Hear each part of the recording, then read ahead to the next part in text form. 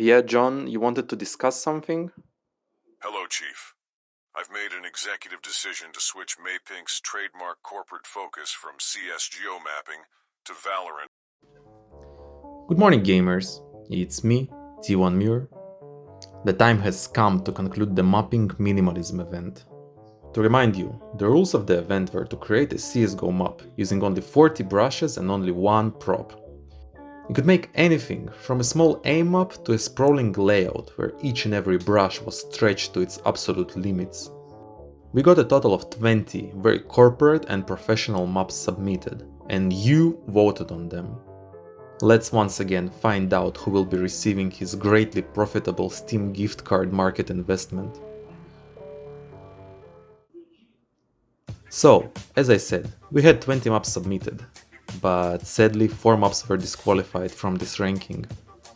Firstly, D Do 2 by Akhande and D Burt by Olaf.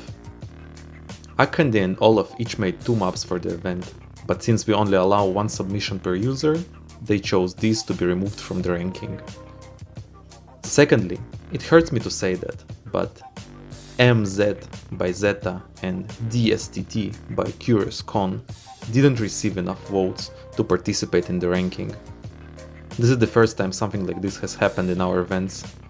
We will see how we can prevent this in the future. Sorry Zeta and Curious Con.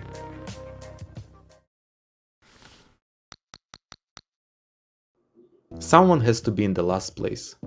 This time it's D Min by Dimitri. No, not that Dimitri. This map has an experimental layout, to say the least. 2 straight pathways converging on the bomb site. To be honest, when playing it, I had an unexpected amount of fun.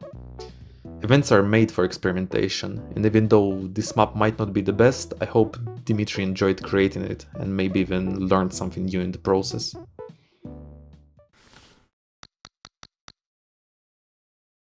In the 15th place, we have D Ath by Akhande, formerly known as Vendix Gruis. This map took the minimalism part of the event and ran with it. A 100% symmetrical layout for a diffuse map is not something I've personally seen before. It works for what it is, but gets stale pretty quickly, and the ratings reflect that. If it had a little bit more spice, I bet it would have been rated much higher.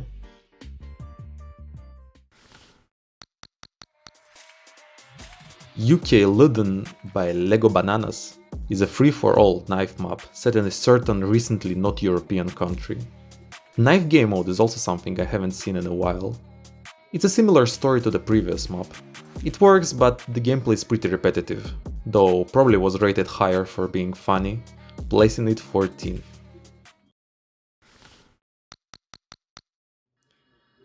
I think D Pier has a very strong layout. JCK got his 40 brushes and made an actual 3-lane map, which is very respectable. Though the map has a major problem of being too big, making close-range fights irrelevant and rotates excruciatingly long. Also, there's some bugged player spawns. I still think it's a great submission, but if it used a little bit more playtesting and tweaking, it could have gotten very high.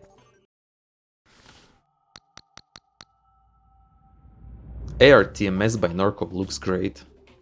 General grade green aesthetic, and has these cool spinning crystal things.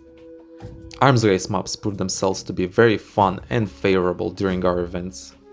But this one has a couple of caveats. It's fine for an AR map not to be symmetric, but from playtesting it felt very city-sided. Also, some of the spawns placement were questionable, often spawning right in enemy's line of sight. Once again, a bit more playtesting would have done it wonders, but as it is, it places 12. Remember DE Sapper? It's one of the most beloved OG mapping maps.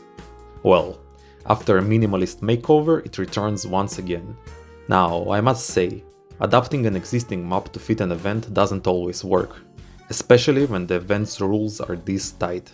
So the fact that D Super played and placed this well is not a given, and it even manages to still feel like the Sapper we all know and love.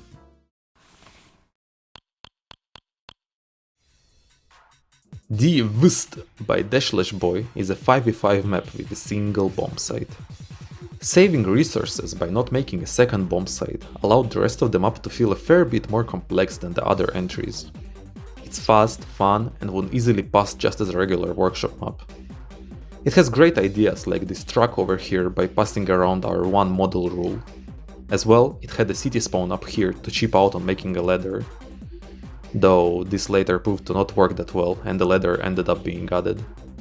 So yeah, this map is a great entry, as it cleverly works around all of the event limitations.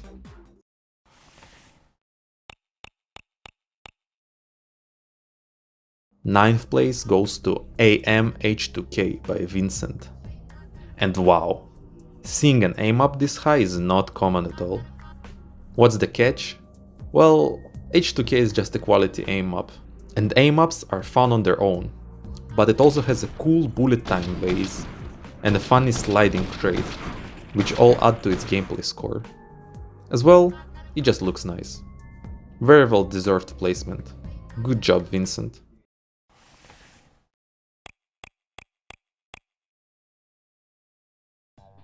The Turk by Sinap is a wingman map set on top of a giant moving truck. Or maybe the players are small. Probably that actually.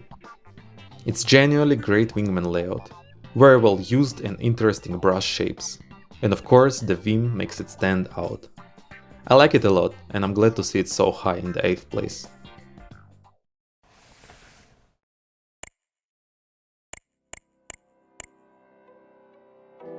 We had a bonus rule that Danger Zone and co-op maps can get 20 additional brushes to use, since these game modes do require bigger maps.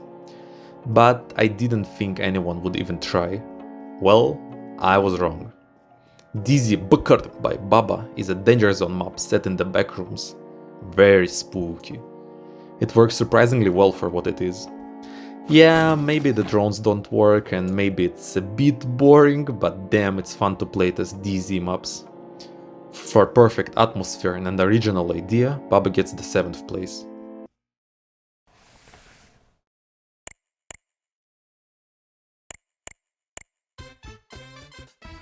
The Wump by Shady is amazing. The idea to make a map based on Wump's castle is great, and plays to the strengths of the event limitations. It's a 2-bomb site 5v5 layout with multiple routes, as well as a teleport that both teams can use, which really spices up the gameplay.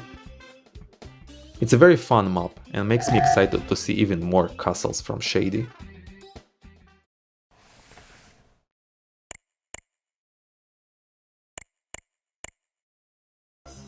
The Lot by Kettle is a simple solid wingman layout.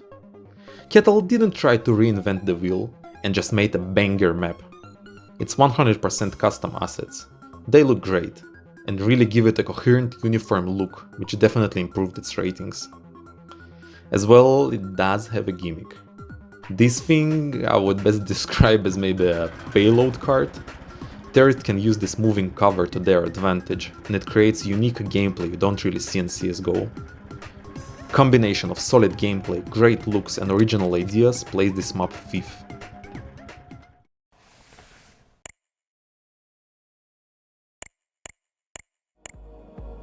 Airburn by Olaf is another map inspired by Super Mario 64, though in a less obvious way.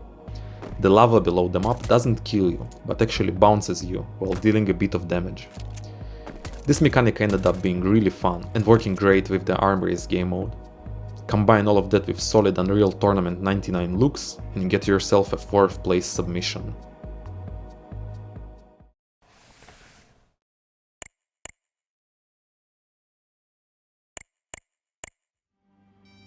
Now this is what I imagined when I came up with this event. DE Beast by Skukumyo A manages to both look like a Dali painting made into a map and also be a goddamn great 5v5 layout. It doesn't have any particular gimmicks, but it doesn't need them. This map is just fun and offers a surprising amount of ways to play it. I'm genuinely amazed how it turned out. Great job, Skukum.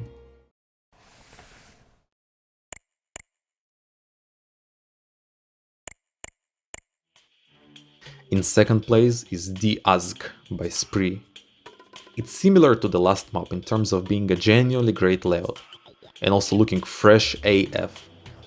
Every single brush feels like it belongs where it is, the prop this map used really feels at home, and yeah, it's very fun to play. The rating of this map is so close to the previous one, but in the end it came out on top, getting its well-deserved second place.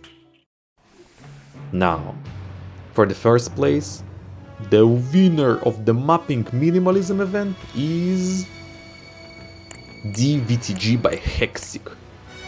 Now listen, at first glance this map looks pretty simple, but consider this. Every player spawns with bump mines, and they are encouraged to use them to jump around the outside of the map. This is a stroke of genius, a perfect solution to the brush limit problem. Why have side lanes on your map when fall damage is disabled? Just take to the skies and see where it takes you. This makes the rounds fast-paced and chaotic, in the best way possible. It's really a blast to play, creates so many unique and fun situations each and every round. Absolutely amazing work. Congratulations, Hexic. You will be receiving your prize shortly. I wanna thank everyone who participated. Viewers, voters, and especially map makers. Mapping without its community is nothing. Also, I wanna celebrate the fact that the Team 1 Muir YouTube channel got 100 subscribers, which is a great milestone. So, I'm going to drink this Jagerbomb in honor of 10 more years of T1 Muir content. Both videos, games, tutorials, whatever the fuck, I don't care.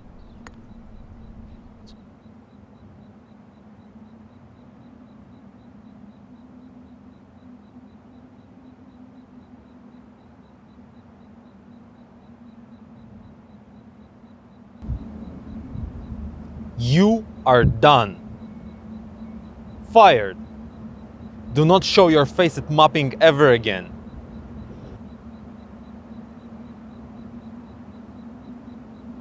You can't do this to me.